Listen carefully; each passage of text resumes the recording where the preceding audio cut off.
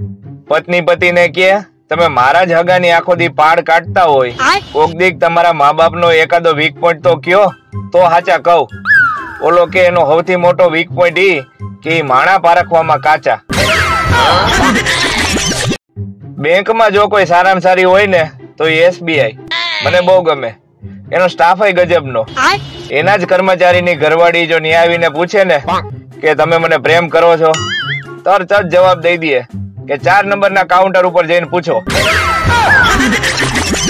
એક શિક્ષકે ક્લાસમાં પ્રશ્ન કર્યો કે એવું કયું પ્રવાહી છે જે ઉચ્ચ તાપમાને ગરમ કરતા સીધું ઘન સ્વરૂપમાં રૂપાંતર પામે છે? ત્યાં એક છોકરો આંગળી ઊંચી કરીને કે સાહેબ ભજીયા. આ સાંભળી અને ઉપરથી આઈન્સ્ટાઈને આશીર્વાદ દીધા.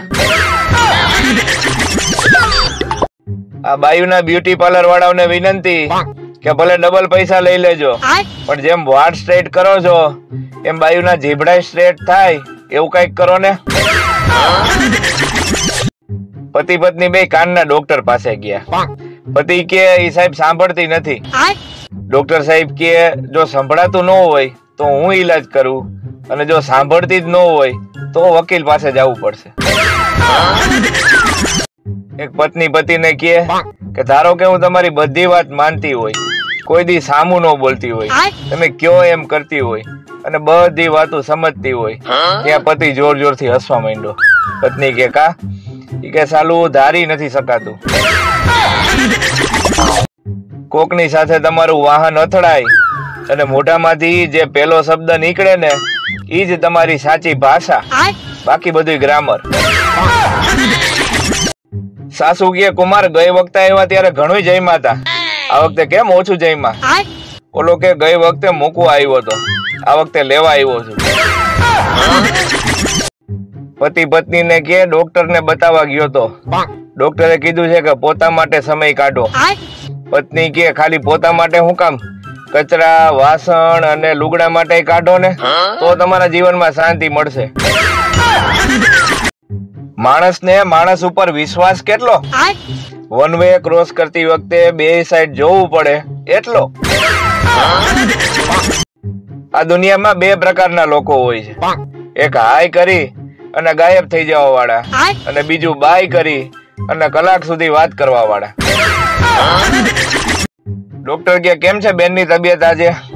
પતિ કે આજે તો સારું લાગે છે, એમ તો સવારે થોડુંક બાજી લીધું મારી યારે. એક નવા તારણ અનુસાર પાતળી હોટા જેવી છોકરીઓને મચ્છર લોહી પીને નહીં આપીને જાય છે. અત્યારના ઉંદરો એન્જિનિયરિંગ કરીને આવ્યા હોય ને એવું લાગે છે. એને ખબર હોય કે કયો વાયર કાતરવાથી મશીન બંધ થઈ જાય ને હારા પાછા ઈ જ કાપે. એક ભાઈ ડોક્ટર ને બતાવવા ગયા ને તો સાહેબ એને પૂછ્યું કે તમને ક્યારે ન્યુમોનિયા ની તકલીફ થઈ હતી? તો ભાઈ કે હા, નાનો હતો ને ત્યારે ક્લાસમાં એનો સ્પેલિંગ પૂછ્યો ને ત્યારે થઈ હતી.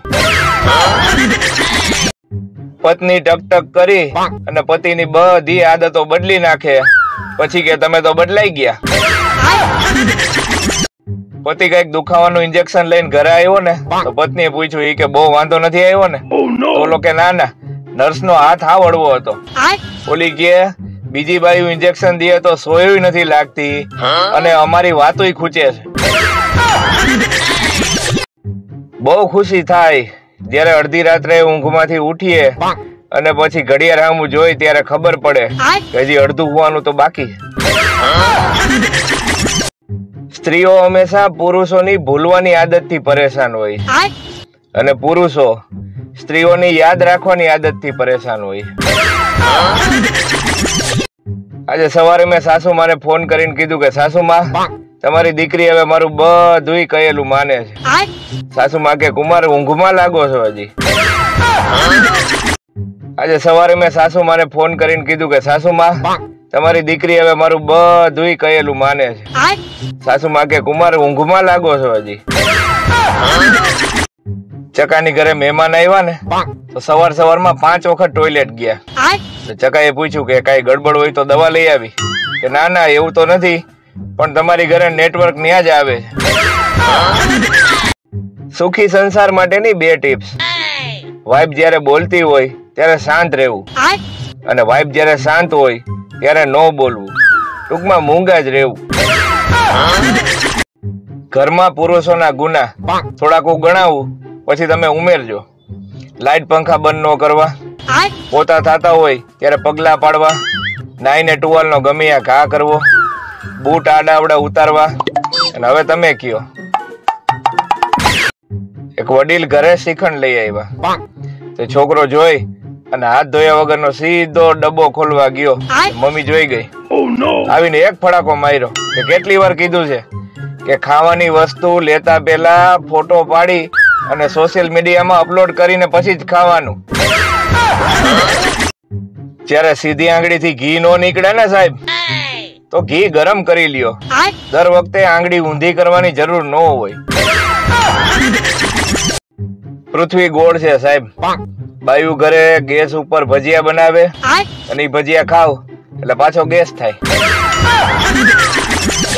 ટીચર ક્લાસમાં કે બિસ્તર પર ચા કિસને ગિરાય, એનું આપણી માં દ્વારા મળેલી એટલે કે માતૃભાષામાં અનુવાદ કરો.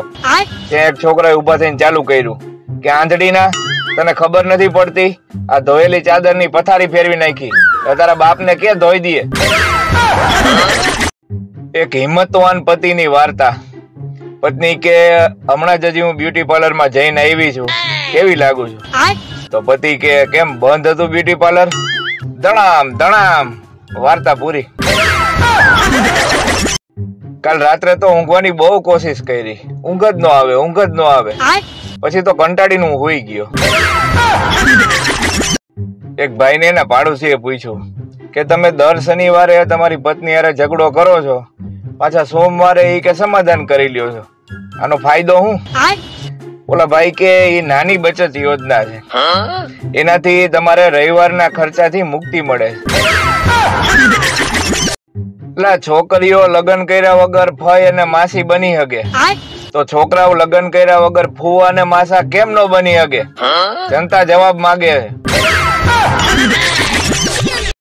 કોકે એક ભાઈને પૂછ્યું કે કેમ આમ ધીમા ધીમા પાપા પગલી માંડતા હોય એમ હાલો છો? બોલો કે હમણાં 3-4 લગ્નમાં અણવર રહ્યો તો ને, હવે ધીમા હાલવાની ટેવ પડી ગઈ. બે મિત્રો કેટલા સમય પછી મળ્યા. બોલો કે તું અત્યારે ક્યાં રહેશ? કે અમેરિકાનું નામ સાંભળ્યું છે? તો બોલો કે હા, એનાથી 13,000 કિલોમીટર દૂર અમદાવાદમાં રહું છું. એક છોકરો એના પપ્પાને કે પપ્પા મારે લગ્ન કરવા છે. પપ્પા કે પેલા સોરી બોલ. બોલો કે મેં તો ખાલી લગ્ન ની વાત કરી, એમાં સોરી હું કામ બોલું? પપ્પા કે જે હોય તું પેલા સોરી બોલ. અરે બોલો કે પણ એમાં મારો વાંક હું? પપ્પા કે વાંક જે હોય તું પેલા સોરી બોલ. બોલો કે સોરી બસ, હવે કયો. પપ્પા કે તારો વાંક નહોતો તોય તું સોરી બોલતો થઈ ગયો, હવે તું લગ્ન માટે તૈયાર. સંબંધીઓ એટલા પણ ખરાબ નથી હોતા જેટલા સ્ટાર પ્લસ ઉપર દેખાડે છે, અને પાડોશીઓ એટલાય સારા નથી હોતા જેટલા તારક મહેતામાં દેખાડે છે. જ્યારે તું પીળા ડ્રેસ ઉપર કાળો દુપટ્ટો નાખે છે ને, ત્યારે કસમથી જેસીબી જેવી લાગે છે. હું કેવી લાગુ છું? સ્ત્રીઓના આ સવાલ બાદ જ પુરુષો ખોટું બોલતા શીખાશે. પત્ની મને કે હું આ મહિને તમારી સાથે ઓછું ઝઘડીશ. તો મેં કીધું વાહ, આવો સરસ વિચાર તને ક્યાંથી આવ્યો? તો કે વિચાર નહીં, આ મહિનો જ 28 દિવસનો છે. પેલાના વખતમાં સફળ પુરુષની પાછળ એક સ્ત્રીનો હાથ હતો. હવે તો પુરુષ સફળ થાય પછી પાછળ સ્ત્રી થાય.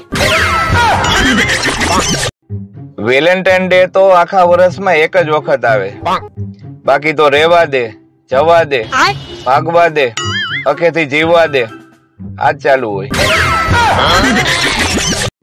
કાલ મારા મિત્રનો ફોન આવ્યો, મને કે શું કરસ? મેં કીધું બેઠો બેઠો ખાવ છું. તો મને કે એકલા એકલા? અચ્છા. અરે મેં કીધું બગાહા ને આડસ ખાવ છું, આવતો રે તુંય.